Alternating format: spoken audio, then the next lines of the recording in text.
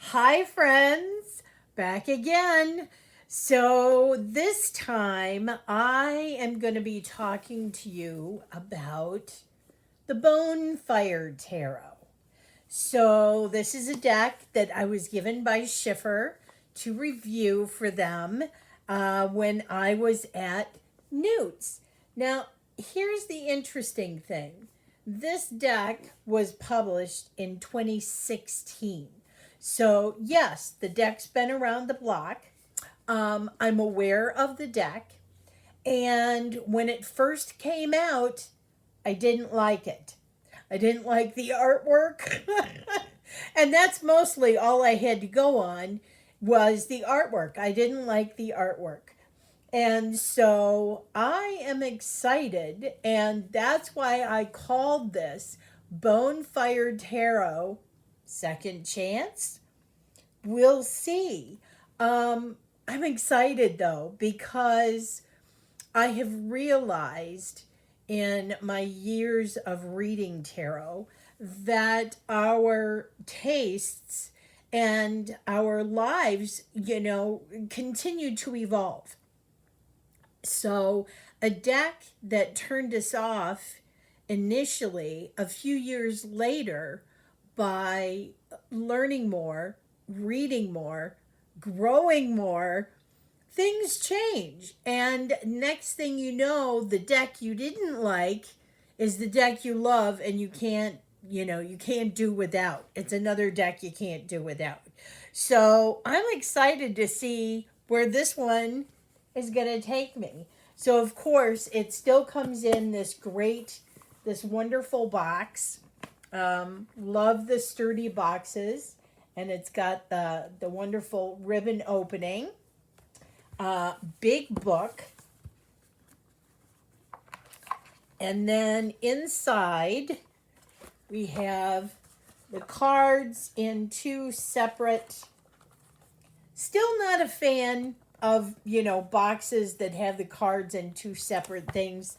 It's hard to keep them together, but that is why we created tarot bags. Because that's probably where it's going to go. For me, especially with the big boxes like this, yeah, I put the box. I never throw out boxes either. I put the box aside and I'll put the cards in a bag and I will use them that way. So here we go. Here's the book. It's a chunky one. It's a good sized book. It is about 187 pages. And it's by Gabby Angus West. And I know Gabby has now done, I believe she's done another deck.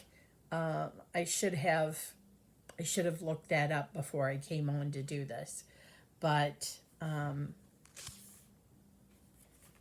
for my tiny gang of outsiders, may our cloaks always hang together. That's sweet. All right, so what do we got? Contents. Welcome, majors, minors, reading tarot, cherry flavored truth bombs. Ooh. Glossary, bonefire symbols. Ooh, I like that. Interesting bones for further reading, listening, and research. I like that. All right, so let's see. Oh, all right. Oh, yes, that's right. Gabby is she a tattoo artist? Um, oh, no. The artistic style of Bonefire Tarot is strongly influenced by the traditional tattoo style of such legends as Sailor Jerry Collins, whose work transcended his era of the mid 20th century and endures in the classic vintage style so elegantly encapsulated in the rockabilly pinup girl image, which assumes the evocative yet timeless quality of a bygone era. Oh, how cute! Well, how cute. Okay, so I don't have tattoos. I'm not a tattoo girl, but I love to admire them on other people. And I love to find out the reasons behind their tattoos. So, this very cool. She began to paint in this style several years ago, as much as 10 years ago. So that would have been 2006. But only in earnest when I made hand painted rockabilly jewelry. Cool. Very cool. All right, so this is really going to be very eye-opening. Oh my goodness. She has a long lead in about tattoo and tarot, and then hook, line, and sinker. Few words about the artworks from which the cards are produced, original paintings. Oh my goodness. Excellent. I'm excited. Now I'm excited. Okay, so the book has full color illustration of the card, um, the overall short meaning of the card, and what the Bonefire says. Ooh. So this is her write up about the card. Maybe what's going on in the card. Wow. And that's like a full on page and a half. So here's the full page, and here's the half a page with the card. Very cool. And then at the bottom, she's got, she points out what symbols are in the card. So it looks, yes, the whole deck is in here the same way. The minors have a little less write-up. They have about a half a page, I would say, between each, maybe a little bit more. So that is the book here, I think. How to read tarot. Oh, there are several spreads. That's nice. Oh, she's got a mission statement here for tarot deck. Oh. All right. I'm going to read this part because I just read this first thing and I found it very interesting. So I'm going to share it. Cherry flavored truth bombs.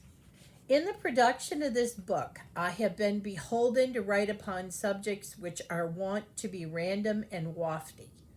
Upon the commencement of the deck, I felt it would be prudent to produce a mission statement.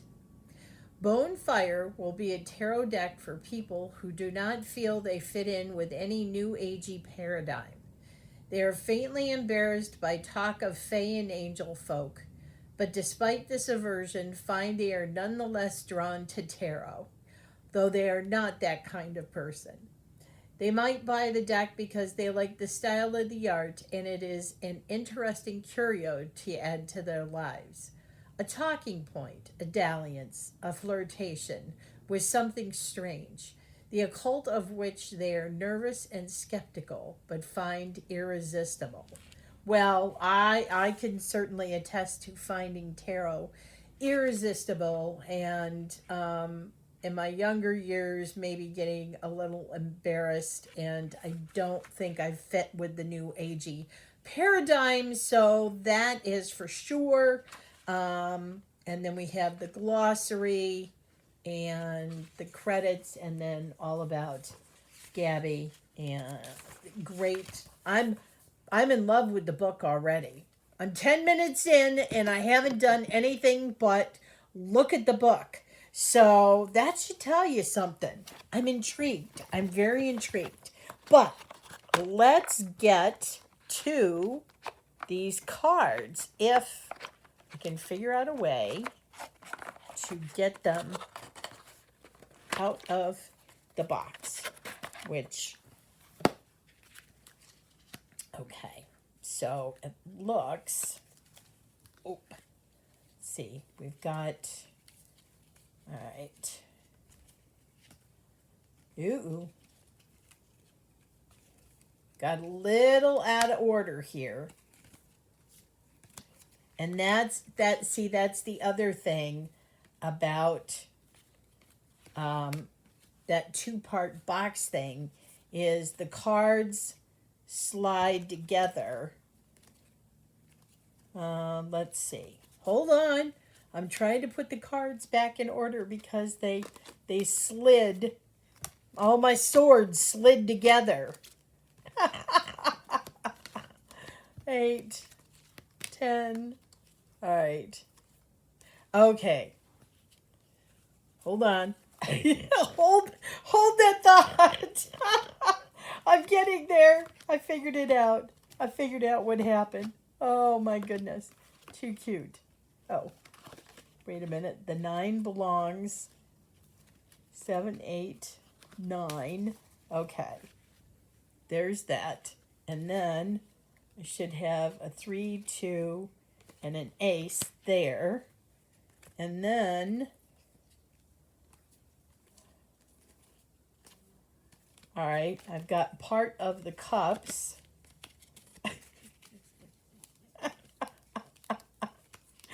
Okay. All right, so we're going to start out with wands. And then we're going to swords. Okay, and then we're going to cups. So, 2, 3, 4, 5, 6. All right.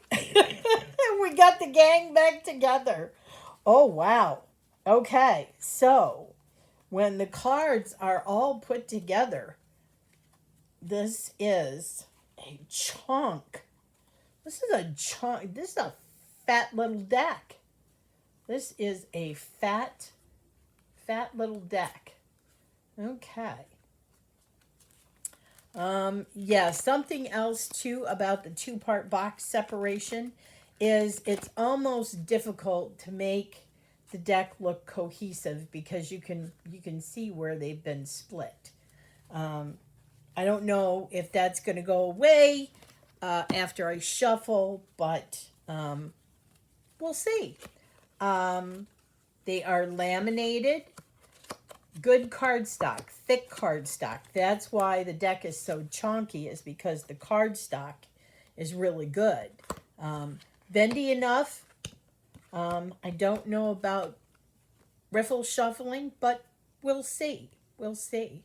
So, all right, here we go. Let's look through these cards together because this is going to be my first time looking at this deck since 2016. So that's what, 6 years ago? 6 years ago. So here we go. We have the Fool, and yes, you can see how glossy it is, so I'm going to do my best to try. And hopefully, if you've never seen this deck, you will give it a look with me. So we have them. Okay. So the first thing that catches my attention really is the color palette. I'm surprised. The color palette, I like it. I like it. I can see the symbolism. She's got chakras in here also, which I'm a big fan of. So that's going to be fun to see how that plays in. I like not only is the card marked here, but it also seems to be marked in the card as well. So I like that. All right, I'm liking these actually.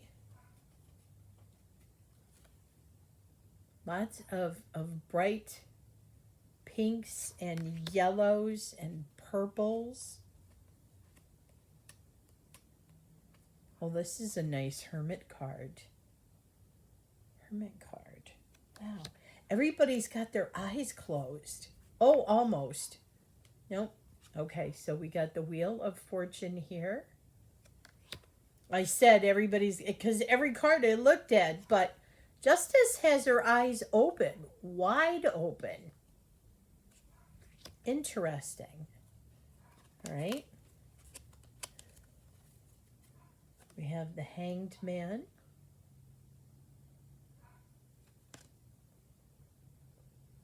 We have Flaming Apples, Flaming Money. Interesting. Which is the, and also, where did I see it? Here. It's got the number 12, which is the number of the card. I wonder if the numbers are on the other ones too, and I just missed it. Okay, here's another chakra. And all we get is the number. I don't see it in the card. Well, the 13 is in the card, but I don't actually see the words death. So, okay. Completely new perspective on this deck. Guys, I'm enjoying this. I'm enjoying this. Oh my goodness. It's a newfound love. Who knew? Who knew? Now you know. Test yourself. If there's a deck that you didn't like years ago, give it some time and go back and revisit it and see what you think. Oh, I can't wait to get into the book and see what she has to say about these cards. Because right now, I am really enjoying the artwork. I know it's very busy, and that's okay. I actually gravitate towards busy decks. I'm not sure why. Maybe there's more to pick out when I read. I don't know, but I like busy decks and seeing you can get so much out of a busy deck than you can a deck that is more streamlined, more straightforward, lots of white space.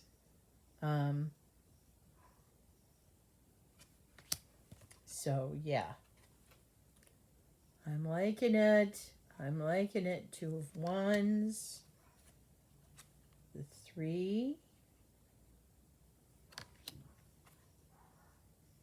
Yeah.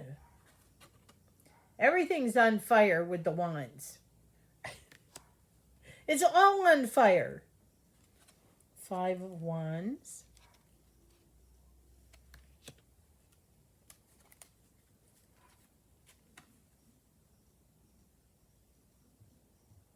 He looks very indigenous looking. The color palettes in these are very interesting. You know, lots of reds and yellows for the wands, I've noticed. That reminds me of Survivor. Just like coming out of the jungle. 10 of Wands. Wow. Right. We have our Page. And our Knight. Oh, I love the horse and the man. Love it. And there's a letter carrying a message. This is going to be fun because you all saw on my last video that I was at the Northwest Tarot Symposium. And one of the classes I took was one that Ethany gave about reading the background. Not the forefront, what is in the background. All right, moving on to Swords. Ooh. That's powerful. So Ethany gave a great course about reading the background, paying more attention to what is in the background. And I think this is going to be an absolutely perfect deck to work with to do this. Ooh, Five of Swords. That's a fight, throwing punches. The Six.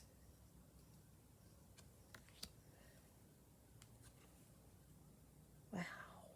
This deck is so vibrant. The color. Wow. And I think to myself, how did I not like this deck when it first came out? But you know what it was? I wasn't that far along in my tarot journey. And so I think I was unsure that I could read something like this. But here I am 6 years later, absolutely confident in my ability to read this deck. Um, I love it. I love it. And I've really taken note about how my tastes in decks have changed. All right, coming up on the Ace of Cups here. So, on how my taste in decks has evolved over the years. Um, and I can't wait to see what's coming in my future with tarot. Oh, I love that. Wow. Five. These are absolutely wonderful cards. So much detail, so much thought put in here. I mean,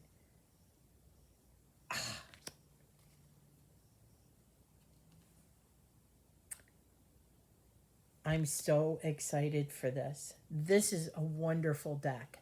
I can't wait to start reading with it and put into practice some of the new things I learned at the workshops I went to for the Northwest Tarot Symposium. So excited. These are wonderful, wonderful. I will link Schiffer below where you can get the deck. Wow. All right, so now we're on to coins.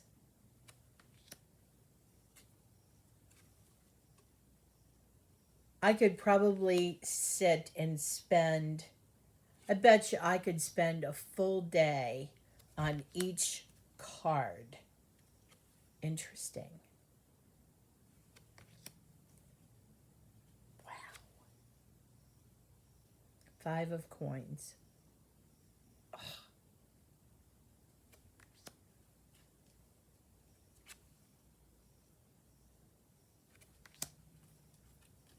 I don't know what else to say. I am just thoroughly enjoying the artwork on this deck. It just hits differently. Got to be honest. It just hits differently. And, maybe it is going to hit you differently this time too. I'm excited to start using this deck and seeing what kind of readings I can get from it, especially with some newfound knowledge from workshops. All right.